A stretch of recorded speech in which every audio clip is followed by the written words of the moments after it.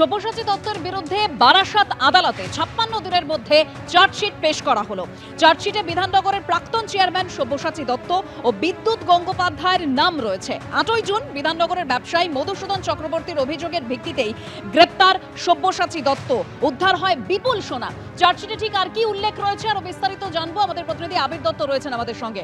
আবির, দেখো, যে prevention of করাপশনের যে ধারাতে মামলা রুজু করতে চেয়ে আবেদন করা হয়েছিল পুলিশের তরফ থেকে আমরা দেখেছিলাম, এবং সেই আবেদন মঞ্জুরও হয়।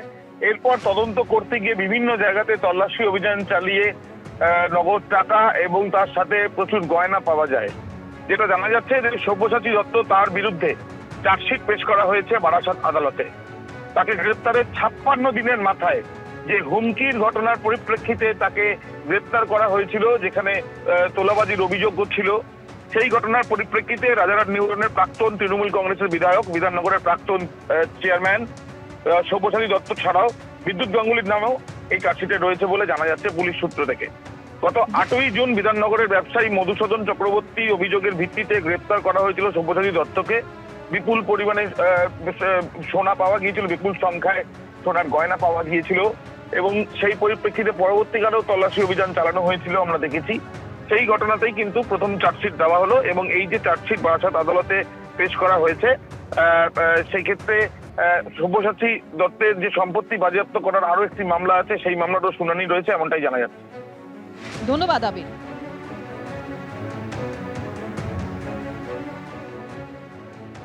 বেআইনিভাবে রক্ত প্লাজমা পাচার কাণ্ডে এবার নয়া মোড়।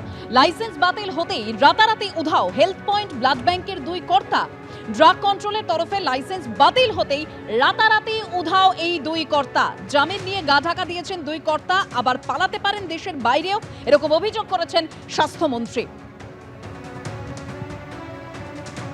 সন্দীপ সরকার আমাদের প্রতিনিধি রয়েছেন আমাদের সঙ্গে টেলিফোন লাইনে। সন্দীপ, এই 2 ব্লাড ব্যাংকের কর্তা উধাও লাইসেন্স বাতিল হতেই। দেখো, স্বাস্থ্যমন্ত্রী শারদত্ত মুখোপাধ্যায়ের কথাতে সেই রকমই জল্পনা সামনে আসছে। আজকে কলকাতা মেডিকেল কলেজে একটি অনুষ্ঠানে এসে স্বাস্থ্যমন্ত্রী শারদত্ত মুখোপাধ্যায় তিনি যেটা বলেন, ড্রাগ কন্ট্রোলের তরফে লাইসেন্স বাতিল করার পরই আমরা দেখেছি যে আগাম জামিন নেন এই হেলথ পয়েন্ট ব্লাড ব্যাংকের 2 কর্তা, এবং দেখা যায় যে তাদের বিরুদ্ধে জোড়া এফআইআর রয়েছে।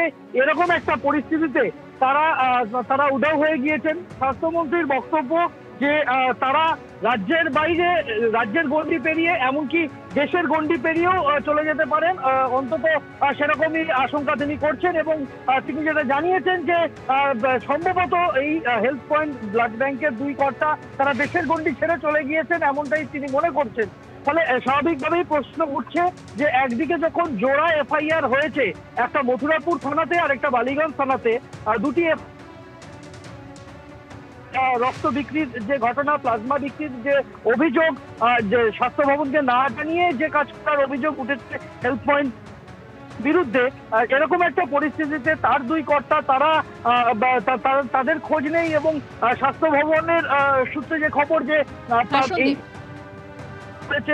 তাদের বিরুদ্ধে, এরপরই এই সংস্থার 2 কর্তা তারা গা ঢাকা দিয়েছেন এবং জল্পনা আরো উস্কে দিলেন স্বাস্থ্যমন্ত্রী শারদত্ত মুখোপাধ্যায়। ধন্যবাদ সন্দীপ। এবিপি আনন্দ, এগিয়ে থাকে, এগিয়ে রাখে।